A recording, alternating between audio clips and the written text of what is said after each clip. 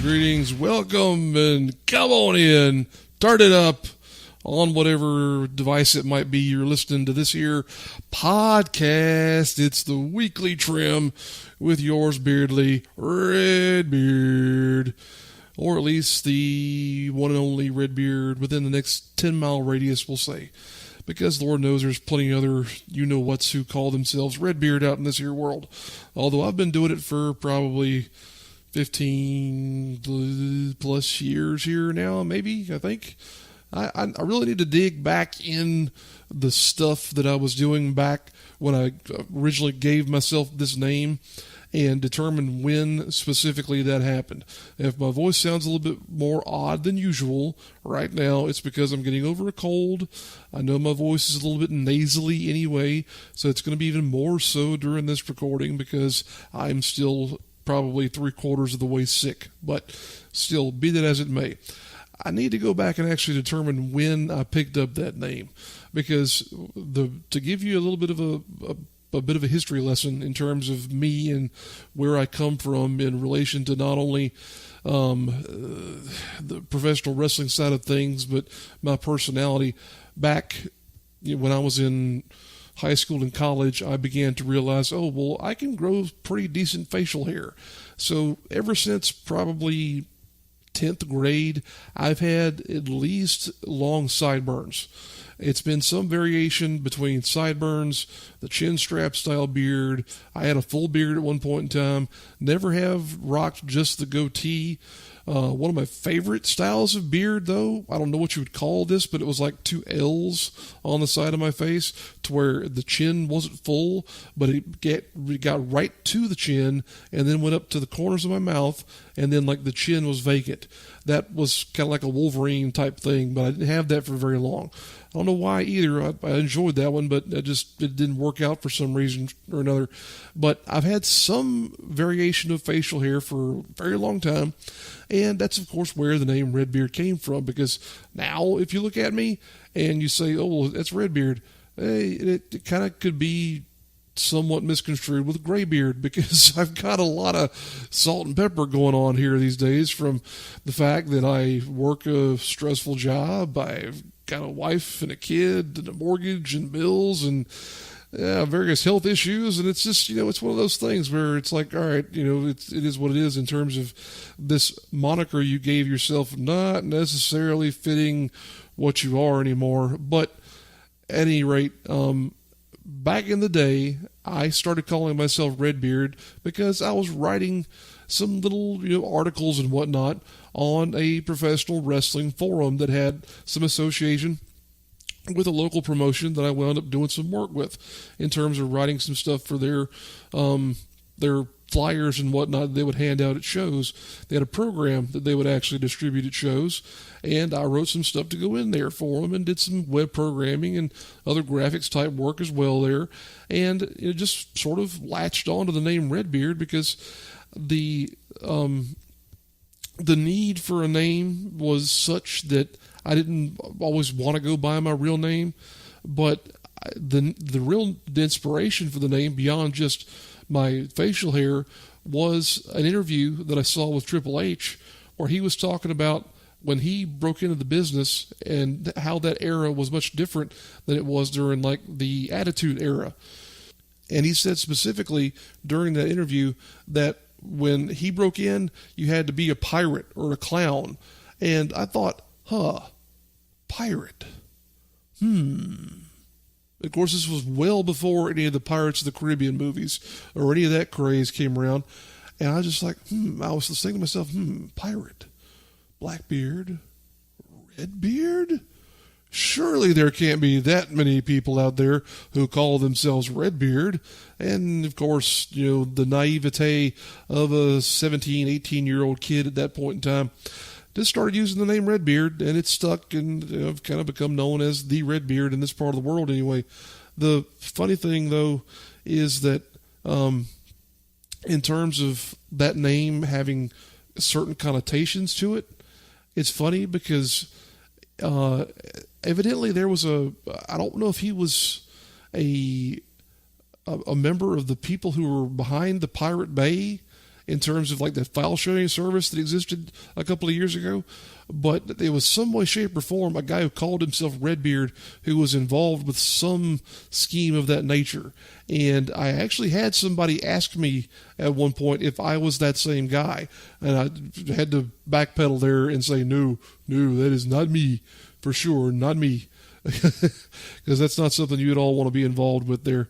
But at any rate, I want to welcome you guys in. That's enough of me rambling for at least the first part of the program. This is to the July 9th, 2018 edition of the program. And it's been a little while since we chatted, so I wanted to catch you guys up on current events as they relate to good old Redbeard and what's been going on with us, the channel, the whole 9 yards here. I've had the good fortune to go on vacation here recently. My family and I, pretty much once a year, we'll go down to Myrtle Beach, South Carolina, and we vacation at the Pirate Land Family Campground down there and have a good old time. We spend a week there every year, and this is one of my traditions that I've picked up from my wife's family.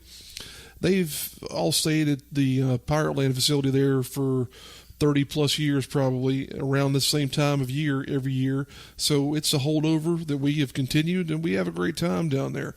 The one thing about going to a campground, and this is my one criticism of going to a campground, as someone who never grew up camping or having owned a camper or doing anything in the way of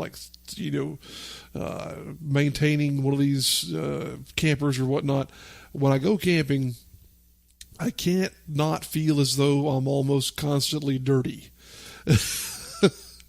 and I know, even though, because staying at a campground, you're not really truly camping because you're not in the woods somewhere where it's totally isolated and there's no modern accoutrements like running water and what have you.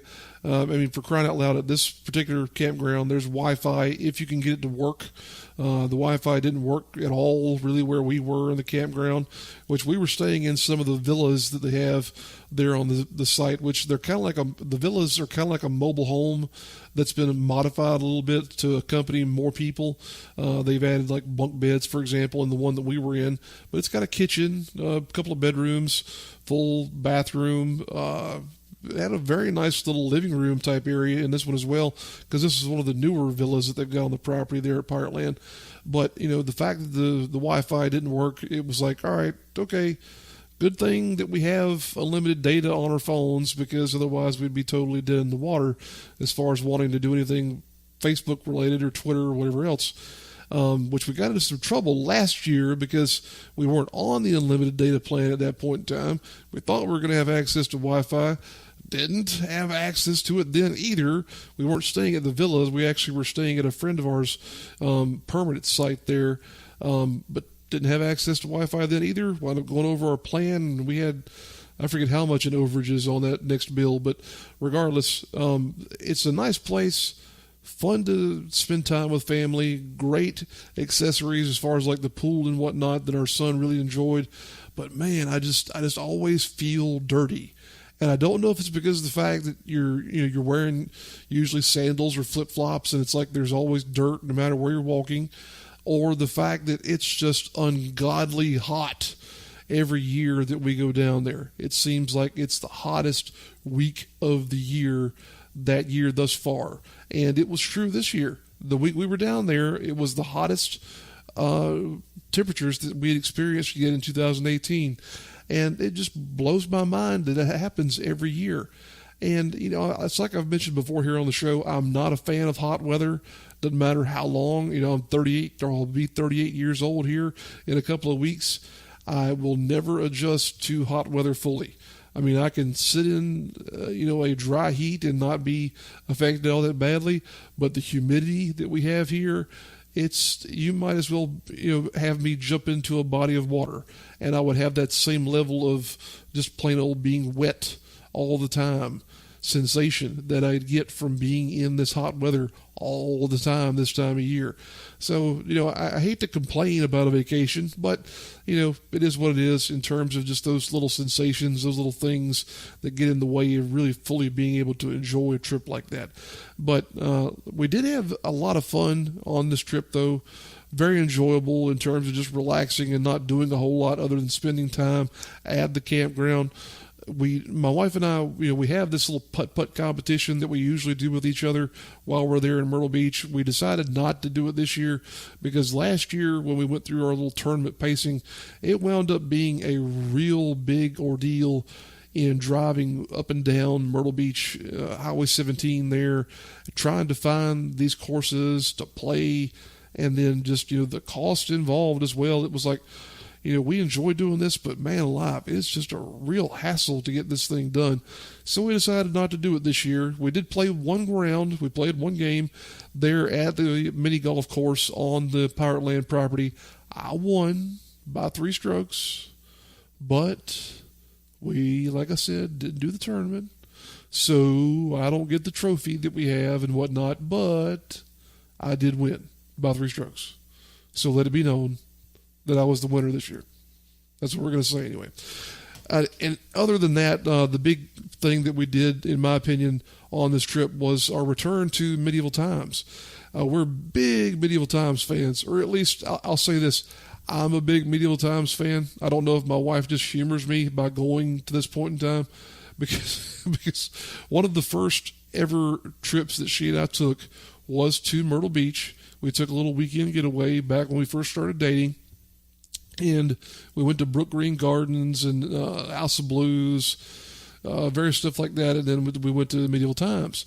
And that was, 10 years ago now, since we've been dating for right at a decade. It'll be a decade this September since we've known each other.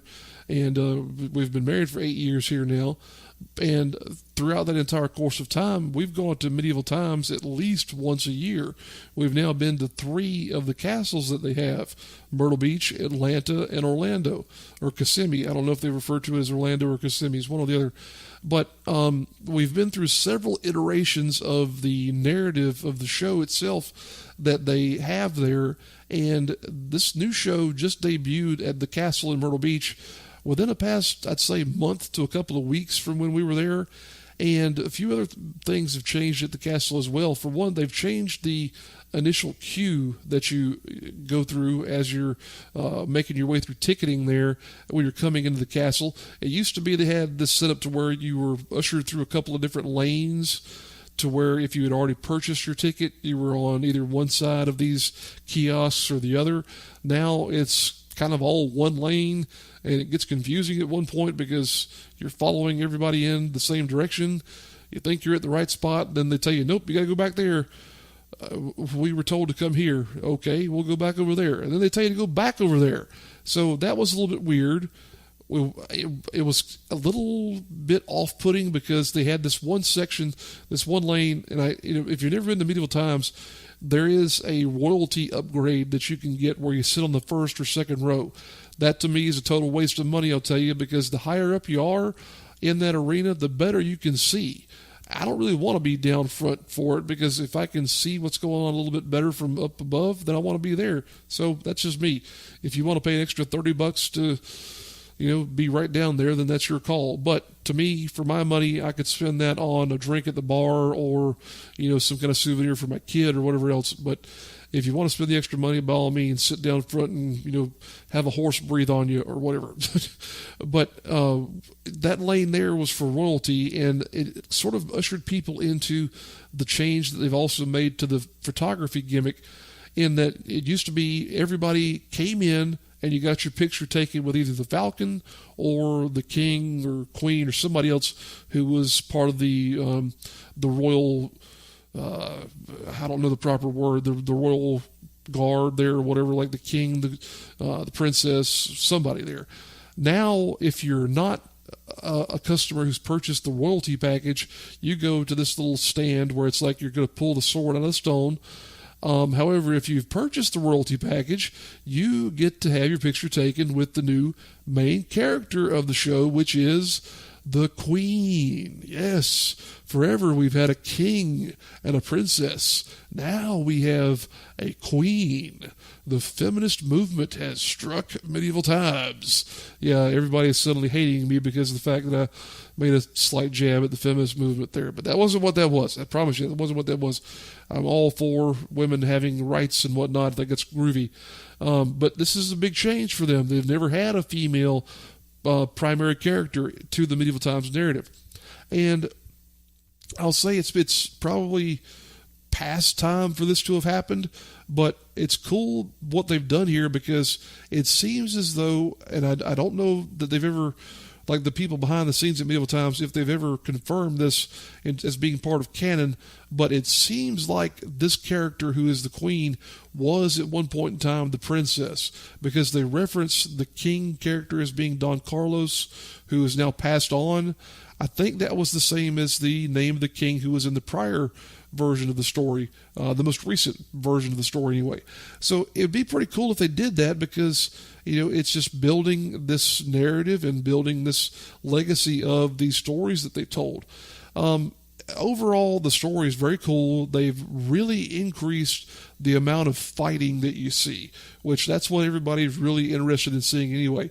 The food is great. They've not changed the menu there really too much at all, beyond taking away the rib that they served at one point in time.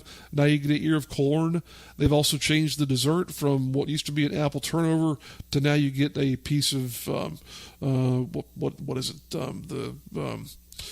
The pound cake. I started to say birthday cake, but that wouldn't have made any sense. You get pound cake now. So the menu's still great. The action in the ring there has really been bumped up a notch. It's some of the same spots that you've seen before if you've seen the show. However, the amount of conflict that you see really has picked up. They've taken out some of the more goofy parts of it there. The one thing that I will be critical of in terms of this new version, and I won't spoil it because I don't want to, remove any opportunity for someone who is a fan of this to see it for themselves without really, experiencing it firsthand. There's a scene at the opening of the show that for the life of me, I don't know how it figures into the rest of the narrative. And if you guys, if you're listening to this podcast and you have seen the show and you know what I'm talking about, it's literally the first scene of the show that involves a specific character. It's not the Queen, but it involves a specific character. And I don't know how that plays into the rest of what's going on. If somebody can explain to me how that figures in, I will love you forever, because I really want to know. I have my own kind of theories on what's happening there and what could be going on and how it might tie into previous goings on of the Medieval Times narrative, but I'm not sure. I want to be sure as to what that actually is, and if somebody can clear that up for me, that'd be fantastic. But as I've said before, I'm a big fan of Medieval Times. I enjoy the show a lot. I think it's a great experience. It's a little expensive. It can be really expensive if you go in there and buy drinks and, the swords and hats and all that stuff in terms of the gimmicks that they have on sale there. That they still have. A couple of years ago, I made fun of them for this because, you're supposed to have a certain level of immersion in Medieval Times in terms of them putting you into that mindset. Okay, you're in medieval Spain. That's another thing. This takes place in Spain. I think people for a long time were under the impression this was in jolly old England. Nope, it's Spain. But at the stands where they have merchandise and whatnot, they forever have had all these swords and whatnot. But at the Myrtle Beach location, they have a plasma sword from the Halo video games. And, you think about, all right, we're trying to do some immersion here. We're trying to put you in medieval times. And then we've got a sword used by an alien race that humanity encountered several hundred years into the future, according to a video game. Whew, there went the immersion level whatsoever. But still, fun show, fun times. Definitely check it out if you're ever in Myrtle Beach or Central Florida or Atlanta or anywhere where there is a medieval times location. I think there's at least 10 of those castles here in the United States nowadays, but definitely worth your time to check it out. All right, that's enough for the first segment here. Enough of me blabbing away. Let's get to some music, and then we'll be back in a few moments to talk some wrestling.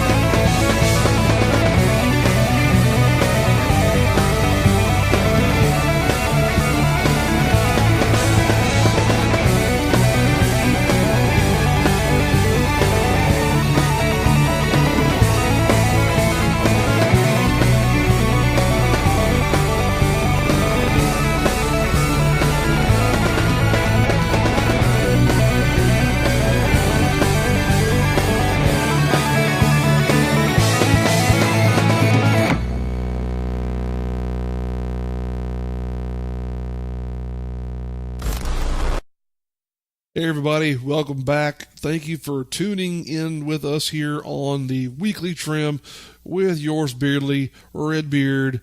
Thank you for being a part of what we're doing here on the Lynrd Redbeard YouTube channel. If you have not already, please do consider subscribing to this channel here. We appreciate your time, appreciate you being a part of what we're trying to grow here on this channel with our podcasts, with our match videos, with our Jam or Slam content, all this cool stuff that we're doing here, trying to get as much as we can to you guys to involve yourselves with and to enjoy, because we enjoy producing all this stuff. And definitely appreciate your time, your likes, your comments, and of course your subscriptions there as well. All right, let's get into what we like to talk about here on the show more than anything else, and that is professional wrestling. Had an opportunity here about a week ago now to see the first ever Palmetto Classic, which was a tournament presented by Palmetto Championship Wrestling.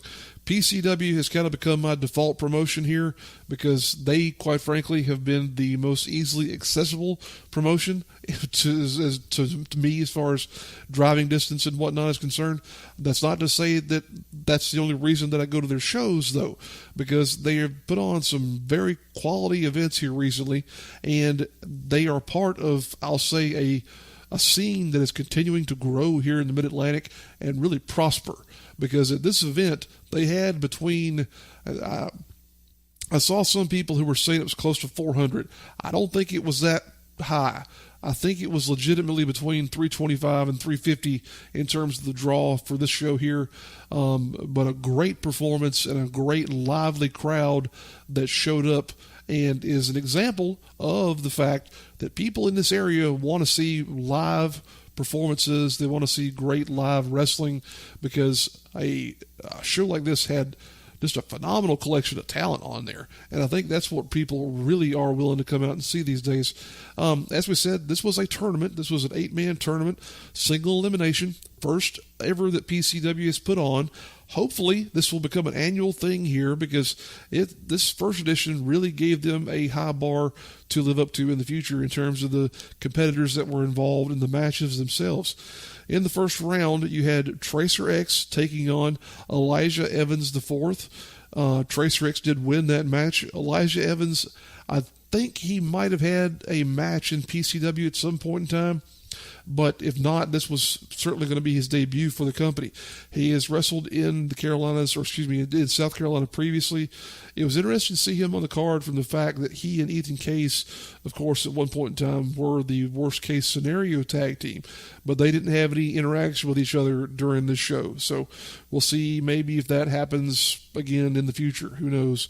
But Tracer X moved on there in that first round matchup. Then you had the debuting Billy Buck, who is a big-time part of the Georgia wrestling scene, especially as it relates to that little cluster of promotions over in Cornelia, Georgia, who drew a big challenge in having to take on Drew Adler in that first-round contest. Unfortunately, did not have a good first showing as far as getting the loss here in that match, but nevertheless did have a good showing in terms of impressing a lot of people. Just didn't get the win as Drew Adler moved on from that match there to go to the second round. Then you had the biggest contrast of styles in the first round of competition here, where it was also not only just a contrast of styles, it was also a contrast of goals, in that you had Big Country, who was the current PCW heavyweight champion, trying to not only defend his title but move on in the tournament so he could continue to defend his title, because each time he was involved in a match, or whoever the champion was at that point in time, was going to have to defend the title at that point in time. But Big Country was taking on Darius Lockhart. Darius did defeat Big Country, so there in the first round, we had a big-time move with Darius coming to the forefront and also taking that belt off of Big Country. So we had a title change there within the first 3 matches of the show. So that just lets you know how big of a deal this whole thing was. And then to cap off the first round, the Soda City champion himself, the Project, Kevin Ray, defeated Ethan Case. Interesting part about that match was that Jack Bismarck was at ringside with Kevin Ray. Malachi Matthews was out there with Ethan Case to try and even the odds. Malachi wound up being involved in the finish in sort of getting in the way, so we'll have to see if Ethan and Malachi are on even keel here as we go forward. Moving into the second round, we had Drew Adler and Tracer X in what was probably, I'll say, if not, it wasn't the match of the night, but it was very close. Those two are some of the most finely tuned athletes you'll find anywhere, and it was definitely on display in this contest. Drew Adler did get the Duke. He's moving on to the finals there. Tracer X had a great showing, but this wasn't meant to be for him here in this edition of the Palmetto Classic. The other semifinal match, you had Darius Lockhart taking on Kevin Ray. Of course, this now was a PCW Heavyweight Championship match, and that meant that if Kevin Ray had won, he would have been a 2-time champion. Fortunately, Kevin did not win. I'm not a fan of a guy holding 2 belts personally, unless it's just some bizarre scenario where there's no other opportunity for creatively things to move forward. But I didn't want that to happen, because I thought there were some other opportunities for guys to get opportunities to move on and be successful in PCW, and that's what happened here, as Darius did retain and win and move on into the finals. So that meant we would have a final round match of Drew Adler versus Darius Lockhart. But before we got to that point, we had a great tag team spectacle, a special showcase match of the Monster Squad, that being Billy Brash and Josh Cutshall, taking on the debuting Lynch Mob.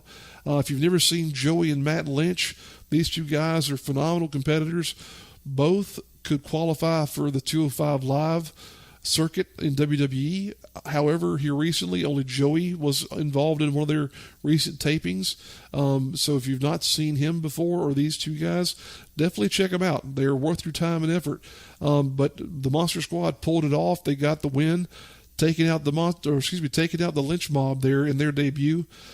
And then finally, you had the granddaddy of them all in terms of this tournament anyway, where Drew Adler shocked the world. And I do mean shocked the world, at least the world relating to the 350 or so people who were in that room that night, because there was a literal audible gasp when the air sucked out of the room when Adler won. I am not even trying to be facetious when I say that, because everybody was like, what just happened? Because nobody expected Adler to win. People thought Lockhart was on a roll and that it was his to carry home. And you know what?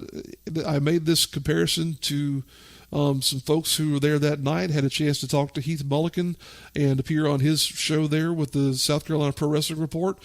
And I made this statement, and I think it's very true, because people were, they're expecting to go home happy, and then they get the Infinity War finish, where everybody is just, I don't know what to do. He didn't win. Because people were sitting there. People were just sitting on their hands like, all right, what happens now? This isn't how we're going to leave, is it? No, this can't be it. This is not where we're going to leave this. And Adler had to get on the mic and say, all right, you go home. We're done. See you next time. And it was an amazing moment, amazing thing to see. I'm super impressed, though, that Adler is the PCW champion, because I've been singing his praises for probably better than a year here now, because he, to me, is one of those guys who has a tremendous upside. If you look at him, he's like a young Randy Orton in terms of his physique. And just, I think the sky's the limit for this guy in terms of his talent and his ability and where he could be going in the future. And speaking of the future, as it relates to Palmetto Championship Wrestling, their next show is coming up here in less than 2 weeks now, as they will be returning to Vive Church in Columbia, South Carolina on July 21st, where they'll present a show entitled Nothing Lasts Forever. Could that be a hint or a bit of foreboding at something there? Who knows? But if you want to find out more information about that event, check them out on Facebook. You can type in Palmetto Championship Wrestling, and that'll take you directly to their page. To look at a couple other upcoming events, we got a lot going on here in the near future. Next 2 weekends are pretty stacked here, folks, with action around this part of the world. These are just a few of the shows. If you want to get an idea of what's happening near you, spend some time on social media. It's not that hard. If you start looking at the talent in this area, they will really clue you in on what's happening, because there are shows that are big in terms of, like, your PCWs and your PWX, your AML, companies like that who are really good about getting the word out there. And then there's smaller companies that you sometimes have to, just happen upon. Like, sometimes people aren't aware of APW in Chester or OSCW down in Charleston. It's those kind of things that wind up being great shows a lot of the time, because you find talent that you maybe haven't seen before. So in looking at that, definitely encourage people to go out and find a show near you. But these are some shows that we're aware of. WrestleForce, one of our favorite companies in either Carolina, is returning. They haven't had a show in God knows when. Everybody's been asking, when's WrestleForce coming back? When's WrestleForce coming back? Well, guess what? They're back. They are returning July 14th to the filling station in Casey, South Carolina, where they'll be presenting Star Spangled Bash, featuring a 30-man battle royal for the current vacant WrestleForce Heavyweight Championship. They've got a couple other big matches on that card. I think they've got a 4-way tag team match, and also a couple of big singles matches, including Shawn Legacy taking on, I think, Brady Pierce, and also Jackson James will be taking on Ian Maxwell. So a couple of great opportunities to see some fantastic talent there. The next day, Sunday, July 15th, Old School Championship Wrestling will return to the Hanahan Recreation Center in Hanahan, South Carolina. That's just this side of Charleston, if you're not familiar. And, of course, as I've said before, there's never a bad reason to go to Charleston. Trust me, folks, there's never a bad reason to go to Charleston. And that show, they'll be having Gangrel, John Schuyler, Tracer X, the Beautiful Bald Besties, and more. A lot of talent gathers for those OSCW shows. They've gotten to a point where they were at one point running like half of the gymnasium there at the Recreation Center. Now they're at a point where they have to use the whole flipping gymnasium to get their crowd in there. So hopefully they have another big draw at this event. And that same day, depending on where you are in the Carolinas, you can be at one or the other, but PWX will be presenting PWX Pure 4.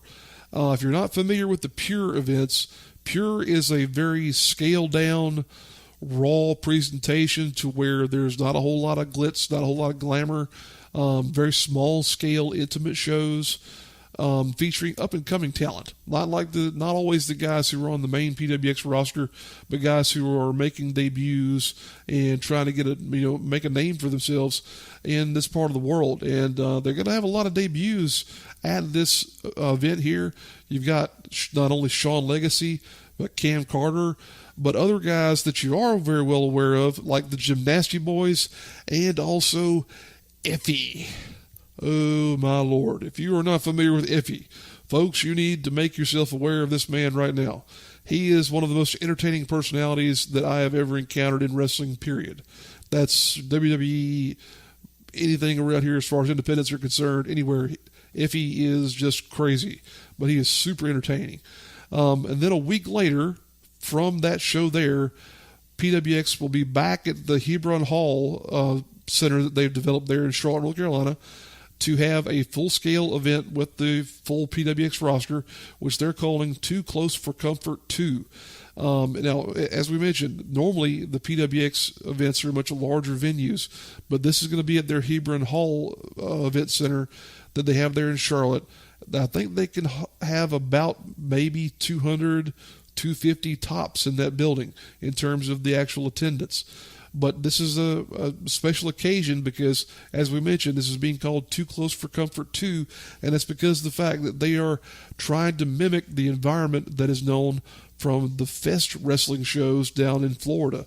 Fest wrestling, if you've never heard of them, a crazy bar atmosphere where there's wrestling going on, and guys like the Gymnasty Boys, Effie, so many others from the Florida wrestling scene are part of those shows. The Ugly Ducklings have been down there, a host of others. But Fest Wrestling is coming to PWX, and they're going to have matches that feature some of the Fest roster going up against the PWX roster. And the main event there that night is going to be a champion versus champion match where Effie will take on PWX champion Ethan Case. So it's going to be a tremendous night of action there. As we said, very limited seating, and it is going to be standing room only at that show. So be prepared to come in and be like sardines probably for that one, because it's going to be elbow to elbow for sure for that show. But as we said, that is just a sample of what's coming up in this area. Definitely do your due diligence. Find a show near you. Like we said, spend a little bit of time on social media. It will be rewarding. That's it for this segment. Enjoy this musical break. Back in a few moments.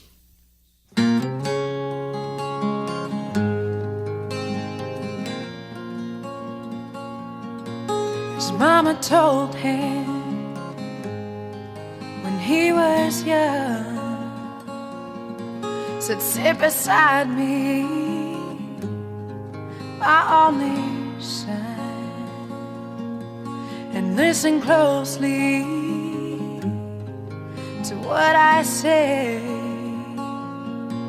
and if you do this, it'll help you some sunny day. Oh, take your time. Don't live too fast. Troubles will come and they will pass. You'll find a woman and you'll find love. And don't forget that there is a someone up above. And be a simple kind of man. Be something you love and understand. Baby, be a simple kind of man. Won't you do this for me, son, if you can? Forget your lust for the rich man's gold. All that you need now is in your soul. And you can do this, oh baby, if you try. All that I want for you, my son, is to be satisfied and be a simple kind of man. Be something you love and understand. Baby, be a simple kind of man. Oh, won't you do this for me, son, if you can?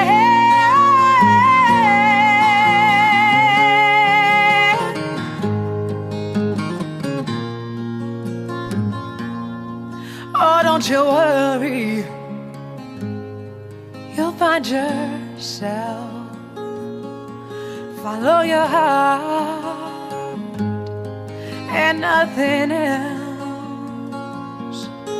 You can do this, oh baby, if you try. All that I want for you, my son, is to be satisfied and be a simple kind of man.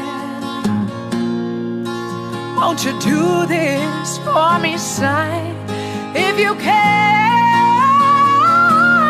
Baby, be a simple kind of man. Oh, won't you do this for me, son, if you can?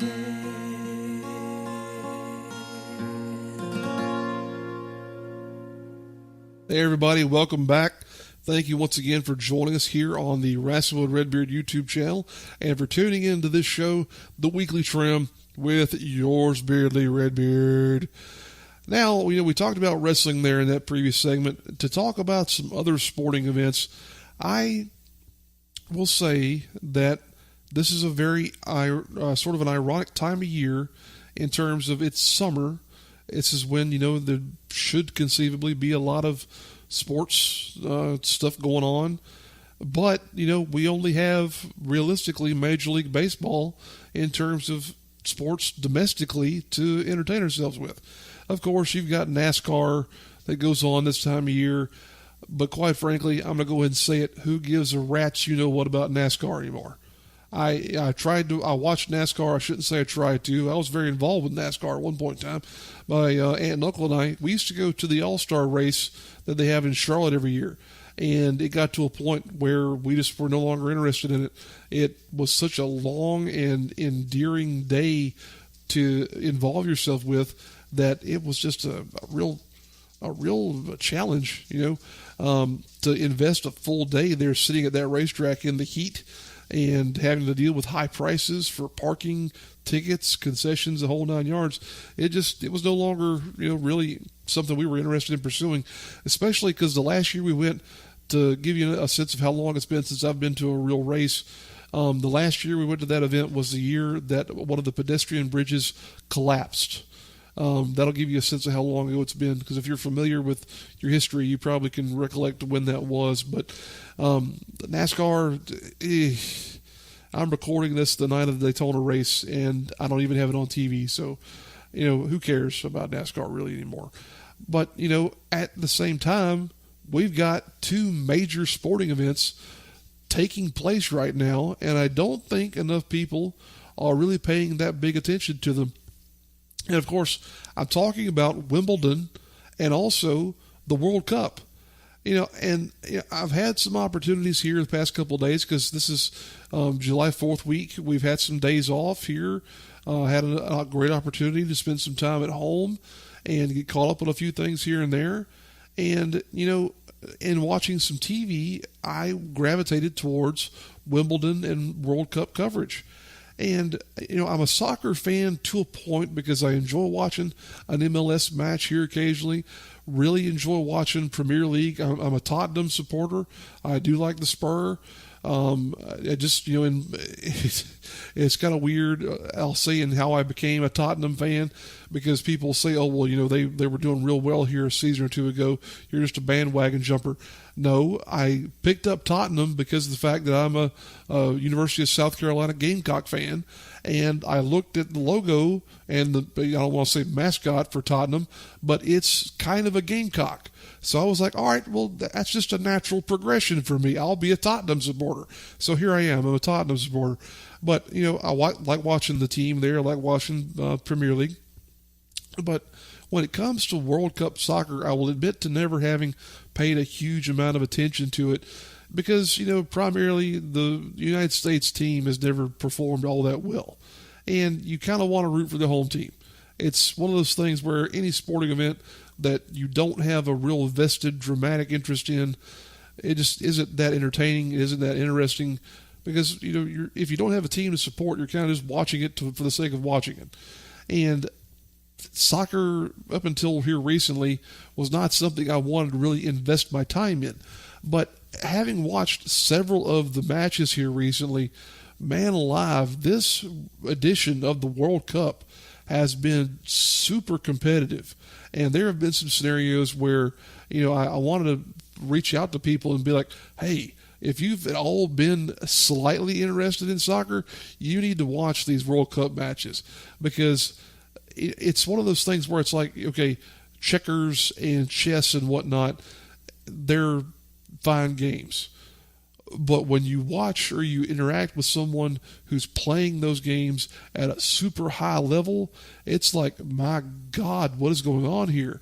And it's the same thing with soccer, and the same thing with tennis there as well, because I had a chance to watch a couple of matches at Wimbledon here a day or two ago. And man alive, just the serve speed that these guys are able to get nowadays. I remember watching like Andre Agassi in the 90s, and those guys back then you thought were supreme athletes. Now, I was watching a match here a day or two ago, and this may be common. I don't know. I'm not a big tennis watcher, but I'm just talking about how impressed I was to see a serve going 130 miles per hour. Now, I'm not any type of athlete, but if you asked me to hit something going 130 miles per hour, and I've got less than 90 feet to try and decide, okay, it's going to my left, it's going to my right, I need to hit it with this side of my body or this side of my body, or do this or do that, no, I could not do it. No way in the world. So just the notion that these guys are out there delivering those kind of serves and then being competitive in matches that in some cases can go upwards of an hour, it just is mind-boggling to sit there and watch those athletes. And the fact that some people would not be impressed by what they're doing, it's just really crazy. But I've just been super impressed with what we've been seeing here recently out of the Wimbledon coverage that's on ESPN, and the job Fox Sports have been doing, especially in covering the World Cup, has been great. We're down to, I think we're down to at least the final two on one side here as I'm recording this for the World Cup finals. I know it's going to be England and Croatia. Croatia just beat Russia, the host country here earlier today, and England got past Sweden as well. Watched the second half of the Sweden-England match. Didn't see the first half, but it's great to see so many familiar names and faces from watching Premier League on that English club, and to see them be successful here. So I'm definitely going to be supporting England as we move forward in the World Cup, and it's going to be great to see what happens here as we move forward, and to see who can be the winner of the World Cup. Hopefully, maybe next time this thing comes around, maybe the United States will have a team that's got enough of their act together to be able to actually get a team in there that can compete and be part of, if maybe, I'll be glad to have a team that got into tournament, period, at this point, because it's been so frustrating to not have a United States team in the contingency. To see them have any success whatsoever, people would say, "Oh, well, if you don't get to the round of 16 or whatnot, then you haven't really accomplished anything." To me, just to get in the field would be a great first step, because it's so hard to get to that point. This is such an amazing sport in terms of the level of competition that it really is that big of a challenge just to get that far. The only thing that I still can't get past, though, and it doesn't matter what level of soccer that you watch, it still boggles my mind that guys do the flopping that they do. And it was crazy because I was watching, and I don't remember who the teams were, but one of the matches that I was watching here a week or so ago, there was a scenario where two of the players went up and they legitimately collided with a headbutt. And one of the guys came down, and he had a horrible gash above one of his eyes, pouring blood. And it was like it was something you had seen out of a hardcore match in wrestling. Just with that crimson mask, just a guy who looked like he should have been taken out. One of these scenarios where in an MMA match, for example, where you have a guy who catches an elbow above the eye and just starts pouring blood. That's what this was. And, he didn't flop around. He just sort of was out for a moment on the field there, rolled over and was grabbing at his eye, and suddenly realizes, oh God, I'm bleeding. But, the flop is the thing that I can never get past.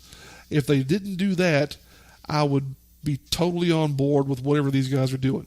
But the flop with that there, it's still something that I just, I don't know. The fact that it's part of the game and part of a accepted set of standards just blows my mind. But it is what it is. So we'll have to see who goes forward and wins the 2018 edition of the World Cup. But I'm definitely going to be supporting England from here on out. So we'll see what happens there.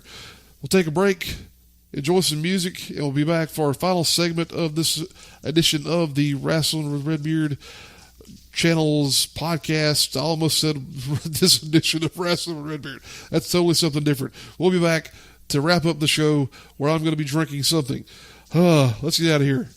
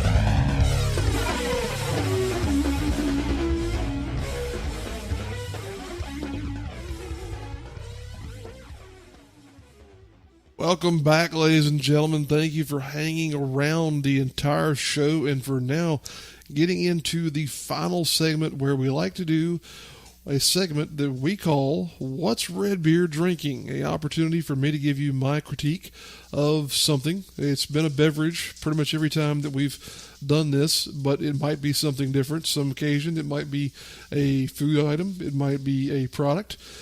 Could be realistically anything, but for this edition, we are going back to a beverage, and we are going to be sampling another item from the Mike's Harder Lemonade series. Of course, the Mike's Hard Lemonade line has been around for a good long while here. It's a personal favorite of mine, but they've got the Harder edition here, which is a series of alternative flavors. They are all measuring in at 8% ABV. Which is a pretty good little step up there. Not quite with some of the Four Loko stuff where it's in the 12 to 14% ABV range.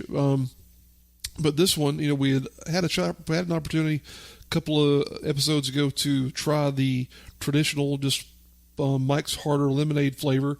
This is the Mike's Harder Mango. Yes, mango. Let that linger there for a moment. Well, this is the mango flavor, and then looking at the can, there's nothing to really give you any indication as to what the experience here is going to be like. However, if you go on to the Mike's Harder webpage and look at the flavor description for mango, it tells you mango lemonade. We gambled with flavor. You won, you lucky bastard. So they're very confident in this being a flavorful experience. So let's crack this thing open here and see what exactly our take on this is. Once again, we procured this from our local gas station, which is our main purveyor of the items you hear me review on this show. So let's crack this guy open. There we go. And these have, I think this at one point in time may have had a tie-in with Deadpool 2, but they don't have that on the can anymore in terms of the artwork. What they do have is a very neat little pull tab on these. With some of the energy drinks you see out there, they'll have like the Monster logo or whatnot in the pull tab. This one, there's a lightning bolt logo on the side of the cans. That same lightning bolt logo is in the pull tab there. So let's go in and get a whiff of the aroma of this beverage before we give it a try.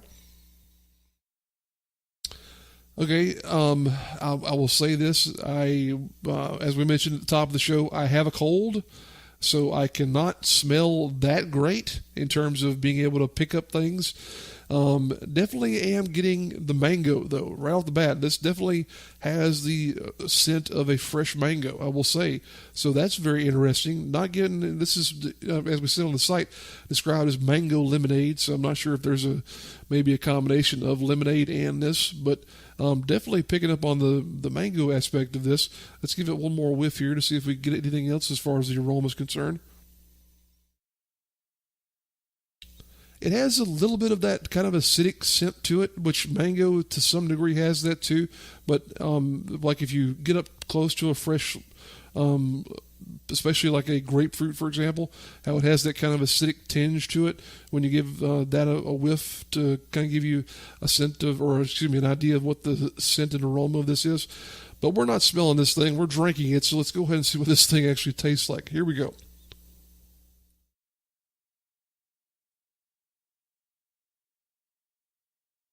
Oh, yeah. Yep. Uh-huh. Oh, boy. You know what? I really shouldn't buy these Mike's Harder lemonade products. Oh, man. It's so smooth in terms of the drinking experience. And this one here especially, they hit the nail on the head when they say they gambled with flavor. Because this has that really good, smooth, not overbearingly sweet mango flavor and a little bit of citrus back note with the traditional Mike's Hard Lemonade flavor in there as well. These really play super well together, and this does not taste like it has alcohol in it. I'm sorry. Man alive, if you were to serve this at a kid's birthday party, there would be a lot of happy kids. Not that you should not do that, though. Please don't ever let anybody think I suggested you serve this at a child's birthday party. But wow, this is a very smooth beverage. And I do try to keep mine quite cold before I do a review because I don't like a warm beverage really at all. I don't even like warm coffee, to be honest with you. But let's give this another try here just to verify what I've already experienced.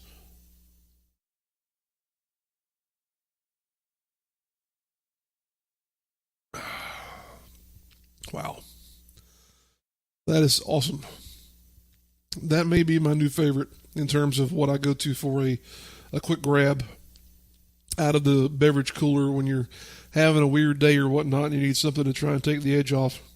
Wow, that is super good.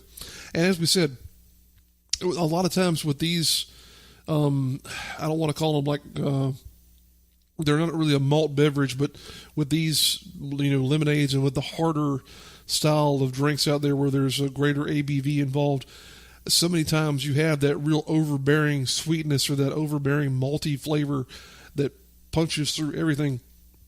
This is just not like that. This is just a really great tasting drink, especially if you're someone like me who likes mango. I am a huge mango fan. Like if I go to a Mexican restaurant and I want a margarita, a lot of times I'm going to order, if it's available, a mango margarita because I just like the flavor of mango. This, and I know I'm raving and ranting here, but this is just a super good drink. Served really icy cold like I've got this one is a fantastic experience. Not overbearingly sweet, not overbearing in terms of the alcohol flavor. Just a very easy drinking, super satisfying beverage that would be great on a warm afternoon, sitting out by the pool, grilling some steaks, hanging out with some cool people, having a good time. Man, that's some good beverage there. Mike's Hard Lemonade, you definitely are doing some good things here with this series. I'm looking at the website here. There's a whole range of flavors that they have. They've got blood orange, strawberry, cherry lime, the mango, watermelon, which they did have the watermelon at the store here this evening. I almost picked that up, but I didn't. And I'm wondering if I shouldn't have, or if I should have now, because as good as this one is, I'm sure the watermelon would be quite good as well. But definitely would encourage you to pick up one of these Mike's Harder lemonade flavors and give it a shot if you're at all a fan of the Mike's products there, and just see what they have to offer. And as for us, all we have to offer is this outro music, because we are done. This is another episode of the Weekly Trim here on the Wrestle with Redbeard YouTube channel. Thank you for tuning in, folks. Appreciate all your likes, your comments, your subscriptions. Be good to each other. We'll see you down the road.